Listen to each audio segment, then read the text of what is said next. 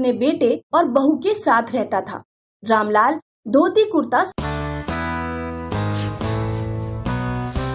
ढोलकपुर गांव में रामलाल अपने बेटे और बहू के साथ रहता था। रामलाल धोती कुर्ता सिलने का काम करता था। अरे ओ चंदन, अब तो शादीशुदा हो गया है बेटा, सिलाई सीख ले। चंदन वैसे तो गांव में घूमता रहता था, लेकिन कभी कभी 1-2 घंटे अपने पिता से धोती कुर्ता सिलना सीख लेता। कुछ दिनों बाद चंदन के पिता की मृत्यु हो जाती है। सिलाई का सारा काम चंदन ने संभालना शुरू कर दिया। कुछ सालों तक तो चंदन का काम ठीक चलता रहा, लेकिन फिर चंदन पूरे दिन खाली बैठा रहता। लोग कुर्ता पहनना धीरे धीरे बहुत कम करते जा रहे थे। एक दिन चंदन अपनी पत्नी से कहता है, धंधा बिल्कुल नहीं चल रहा। लोग रेडीमेड कपड़े खरीद रहे हैं, कपड़े सिलवाने वाले बहुत कम बचे हैं। समझ नहीं आ रहा क्या करूं। आप ये कपड़े सिलने का धंधा बंद करो। हमारी छोटी सी बगिया में कई तरह के पौधे हैं। आप छोटे छोटे पौधे ले जाकर बेचना शुरू करो। अरे पागल हो गई है, पेड़ पौधे कौन खरीदेगा। अरे आजकल सभी लोग अपने घर गमले रखना चाहते हैं।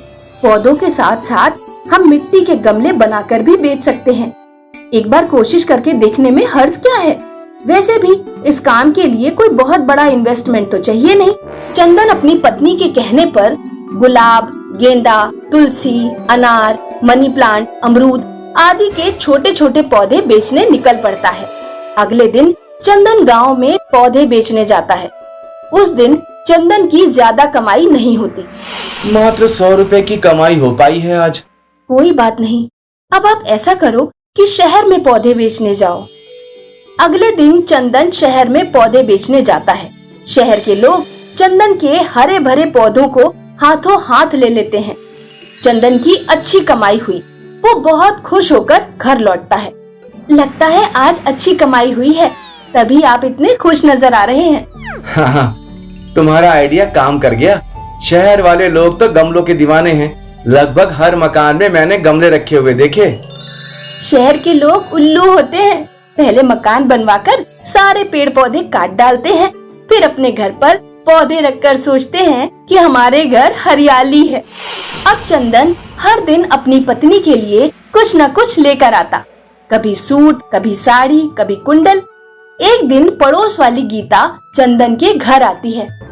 अरे भाभी जी, थोड़ी चीनी दे देना, हमारे घर खत्म हो गई है, परसों लौटा देंगे। आप बैठिए, मैं अभी देती हूँ। चंदन की पत्नी चीनी लेने अंदर किचन में चली जाती है। तभी गीता की नजर चंदन की पत्नी की साड़ियों के कलेक्शन पर पड़ती है। हे भगवान, इतनी सारी सुंदर सुंदर साड़ियाँ। गीता चीनी लेकर बहुत गुस्से में अपने घर पहुँचती है और अपने पति रवि से कहती है, तुम भी चंदन भैया की तरह कोई अच्छा काम धंधा करो, नकारा निकम्मों की तरह पड़े रहते हो घर पर। ये चंदन पौधे बेचकर अमीर हुआ जा रहा है। जब मैं इतना आराम करता हूँ तो इसे इतनी मेहनत की क्या जरूरत है। रवि रात में एक छड़ी लेकर चंदन की बगिया में घुस जाता है और सारे पौधे उखाड़ डालता है। अगले दिन जब चंदन और उसकी पत्नी बगिया में आते हैं तो देखते हैं किसी ने सारे पेड़ पौधे उखाड़ दिए हैं। हे भगवान, ये किसने किया? चंदन और चंदन की पत्नी बगिया में बैठकर रोने लगते हैं। तभी वहाँ एक देवी प्रकट होती है। देवी चंदन को एक मनी प्लांट का पौधा देती है। ये साधारण मनी प्लांट नहीं है, इसके हर पत्ते के साथ एक 2000 का नोट निकलेगा। यदि इसे किसी ने चुराया तो उसके लिए परिणाम भयानक होंगे। ऐसा कहकर देवी गायब हो जाती है। देवी द्वारा दिए गए मनी प्लांट को चंदन अपने घर पर रख लेता है। मनी प्लांट से रोजाना एक पत्ता आता और पत्ते के साथ एक 2000 का नोट निकलता। एक महीने में चंदन के पास 60,000 रुपए इकट्ठे हो जाते हैं। उन पैसों से चंदन एक नई बगिया लगा लेता है और दोबारा पौधे बेचने का धंधा शुरू कर देता है। ये चंदन के पास इतने पैसे कहाँ से आए? इसने तो पहले से भी बढ़िया बगिया लगा ली। एक रात रवि चुपके से चंदन के घर में झांक कर देखता है। चंदन और उसकी पत्नी आपस में बातें कर रहे थे। अब ये मनी प्लांट रोजाना 2000 रुपए दे देती है, तो फिर आपको काम करने की क्या जरूरत? देवी ने मनी प्लांट हमें इसलिए नहीं दी कि हम आलसी होकर बैठ जाएं और कोई काम धंधा ना करें। अच्छा, तो ये सब उस मनी प्लांट की वजह से हो रहा है। रात में जब चंदन और उसकी पत्नी सो जाते हैं तो रवि उनके घर में घुस जाता है और मनी प्लांट चुरा लेता है।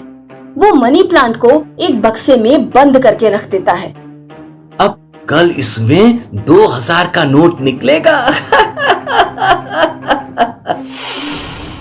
रवि सुबह उठकर सबसे पहले बक्सा खोलता है। वो देखता है कि पूरा बक्सा सांपों से भरा हुआ है और मनी प्लांट से लगातार सांप निकल रहे हैं। सांप रवि के ऊपर चढ़ जाते हैं। हे भगवान, बचाओ बचाओ बचाओ! ऐसा कहकर रवि अपने घर में चारों ओर भागता है। रवि की पत्नी डंडों से सांपों को हटाती है और मनी प्लांट रवि को लाकर दे देती है। जल्दी जाइए और मनी प्लांट चंदन भैया को वापस कराइए। इस मनी प्लांट में जरूर कुछ गड़बड़ है। रवि तुरंत भागता हुआ चंदन के पास जाता है और चंदन के पैरों में गिर पड़ता है। मुझे माफ कर दो चंदन, मैंने तुम्हारी मनी प्लांट चुराई। चंदन जैसे ही अपने हाथों में मनी प्लांट लेता है, सभी सांप गायब हो जाते हैं। ऐसा तुमने क्यों किया रवि? मेरे पास कोई काम धंधा नहीं है। अगर ऐसी बात है तो तुम्हें मुझे पहले बताना चाहिए था। मैं तुम्हें पौधे बेचने का काम सिखाऊंगा और कुछ पैसे तुम्हें उधार देकर तुम्हारी बगिया भी लगाऊंगा।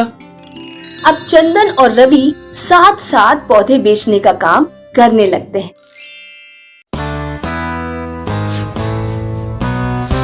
मीरपुर गांव में रामदास अपनी पत्नी मीरा के साथ रहता था। रामदास मछलियां बेचने का काम करता था। आज नाश्ते में क्या बना है? मछली, पनीर की सब्जी, अरहर की दाल और ऑमलेट तैयार किया है। सभी चीजें बहुत स्वादिष्ट बनी हैं। ठीक है, जो भी बनाया है ले आओ। नाश्ता करने के बाद रामदास मछलियां पकड़ने नदी पर जाता। दिन भर धूप में मछलियां पकड़ने के बाद रामदास घर लौटता। आ गए, मुखिया जी का आदमी आया था। पूरे गांव में अनाउंसमेंट करके गया है कि गांव में फ्लू फैल रहा है और गांव के हर एक आदमी को मास्क देकर गया है। ये रहा तुम्हारा मास्क। मास्क लगाने से क्या फ्लू नहीं होगा? हाँ, वो कह रहा था कि ये मास्क सरकार ने भिजवाए हैं। इस मास्क से 100% प्रोटेक्शन है और एक बार अगर किसी का मास्क खो गया ना तो दोबारा नहीं मिलेगा और बिना मास्क के घर से बाहर निकलने की इजाजत किसी को नहीं है। ठीक है, अब सूचनाएं देना बंद करो और खाना लगाओ। क्या बनाया है? आलू, गोभी, मटर, टमाटर, टिंडे, भिंडी और मछलियाँ मिलाकर बहुत बढ़िया मिक्स वेज बनाई है। ठीक है, जो भी बनाया है ले आओ। अगले दिन गांव में सब मास्क पहनकर घूम रहे होते हैं। रामदास भी मास्क पहनकर मछलियाँ पकड़ने निकलता है। रामदास जब शाम को जाल से निकालकर मछलियाँ बाल्टी में डाल रहा होता है तो वो देखता है कि एक मछली के मुंह में सोने की अंगूठी है। रामदास अंगूठी देखकर चौंक जाता है। वो अंगूठी लेकर अपने घर पहुंचता है। देखो, आज मुझे मछली के मुंह में क्या मिला है, एक सोने की अंगूठी। ईश्वर ने जरूर तुम्हें तुम्हारी ईमानदारी और मेहनत से खुश होकर दिया है। रामदास उस अंगूठी को बेचकर एक बड़ा सा घर बनाता है और एक कार भी खरीद लेता है।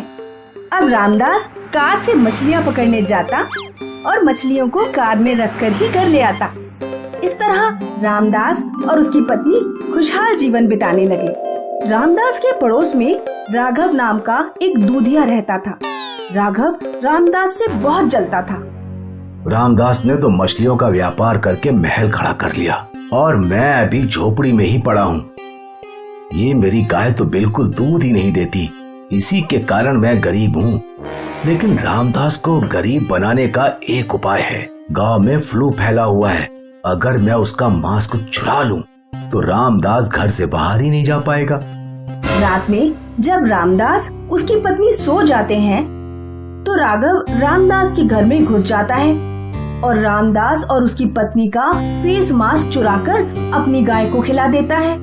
अगले दिन रामदास जब काम पर निकलने वाला होता है तो वो पूरे घर में फेस मास्क ढूंढता है, लेकिन उसे नहीं मिलता। दोनों फेस मास्क गायब हैं।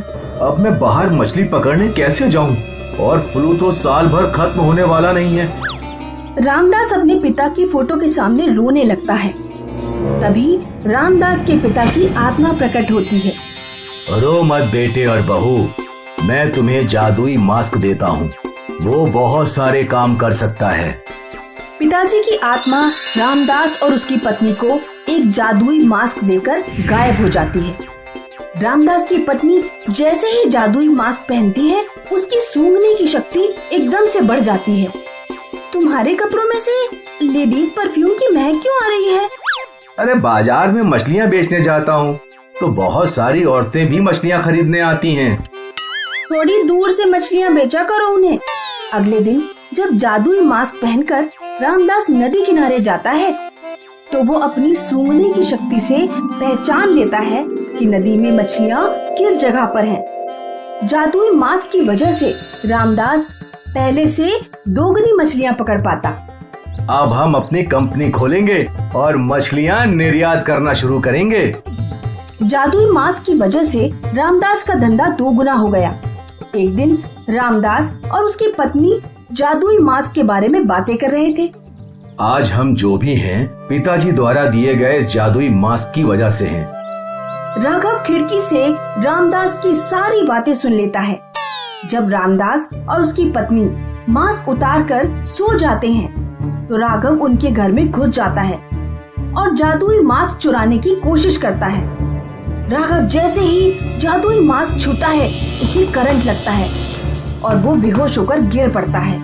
अगले दिन जब रामदास और उसकी पत्नी सोकर उठते हैं तो वो राघव को अपने घर लेटा हुआ पाते हैं।